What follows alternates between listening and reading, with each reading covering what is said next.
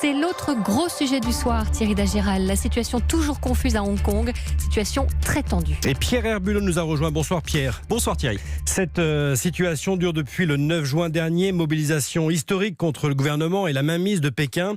Ce week-end, de nouvelles manifestations sont prévues sur place. On a vu les images de ces chars. Pékin fait les gros bras et sort l'armée, Pierre.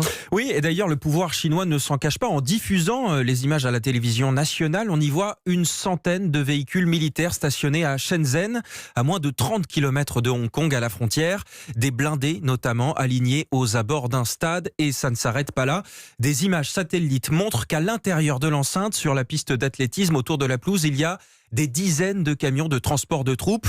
Une démonstration de force aux allures de mise en garde pour les manifestants qui devraient être 1 million dimanche dans les rues de Hong Kong. Dans ce contexte électrique, la communauté internationale multiplie les appels au calme. Jean-Yves Le Drian, ministre des Affaires étrangères notamment, ou encore Donald Trump. D'habitude discret sur le sujet, le président américain demande à son homologue chinois de régler humainement le problème. Alors Pierre, Hong Kong, c'est le tourisme essentiellement, les hôtels, le luxe. Ça va forcément avoir des conséquences économiques. Oui, et ça a déjà commencé, même dans la baie de Victoria, l'équivalent du quartier des Champs-Élysées à Hong Kong. Les boutiques sont à moitié vides. Sur les 15 premiers jours du mois d'août, les professionnels du tourisme assurent connaître une baisse des réservations de 50% de la part des touristes étrangers et chinois. Les images de l'aéroport occupé cette semaine risquent de ne rien arranger.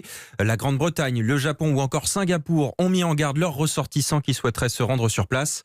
Enfin, pour les affaires aussi, la situation se complique. Pékin serre la vis à toutes les entreprises soupçonnées de sympathie pour le mouvement pro-démocratie. Le directeur d'une grosse compagnie aérienne a même été poussé à la démission ce matin. Merci Pierre. Pierre Herbulot pour Europe 1.